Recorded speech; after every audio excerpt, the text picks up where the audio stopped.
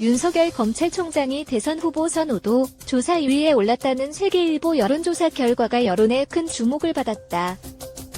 어떻게 윤 총장은 단숨에 2위 자리까지 올랐을까? 이번 조사 결과 문항을 보면 응답자가 주관식으로 윤 총장 이름을 적어낸 것이 아니라 세계일보가 윤 총장을 문항에 13명의 대선 후보 중 한 명으로 포함시켰다. 세계일보는 왜 대선 후보를 13명으로 정했고 이 가운데 윤석열 총장을 포함시켰을까? 특히 윤 총장은 현직 검찰총장이며 정치적 중립과 수사기관의 독립성을 수호해야 하는 법적 책무를 지녔다. 그런데도 현실 정치의 최종 결과물이라 할 대통령 후보 명단에 넣는 것은 뭔가 부자연스럽다. 그동안 검찰의 수사 내용뿐 아니라 청와대와 갈등을 빚은 과정까지 의심받을 우려가 있다.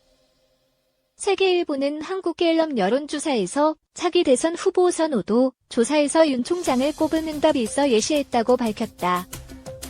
세계일보는 지난달 31일자 윤석열, 세보수, 무당층 지지 얻고 급부상, 차기 대통령 적합도에서 30일 세계일보 창간 31주년 여론조사에서 차기 대권 후보군으로 윤석열 검찰총장이 급부상했다며 하지만 실제 윤 총장을 대선 후보로 평가하기보다는 청와대와 법무부에 맞서서 정권을 수사하는 검찰에 중도층이 힘을 실어주는 것으로 봐야 한다는 분석이 지배적이라고 썼다. 이 신문은 자사가 여론조사기관 리서치에 의뢰해 지난달 26에서 28일 3일간 전국 만 18세 이상 성인 남녀 1007명을 대상으로 여론조사를 실시한 결과 차기 대통령 적합도 조사에서 윤 총장은 10.8%의 지지율을 받아 2위에 이름을 올렸다고 전했다. 이 밖에도 여러 언론사의 이 조사 결과를 인용 보도했다. 세계일보 의뢰를 받아 문항을 작성한 리서치가 중앙선거관리위원회에 제출한 세계일보 창간기념 조사 보고서 2020 1.29를 보면 설문지 원본의 14번의 대선 후보 질문이 나온다. 설문 문항은 다음 거론되는 인물들 중 차기 대통령 감으로 가장 적합한 인물은 누구라고 생각하십니까? 이며 답변은 13명의 대선 후보 명단이 선택지로 나와 있다. 윤석열 총장은 아래와 같이 13명 가운데 13번째로 포함돼 있다.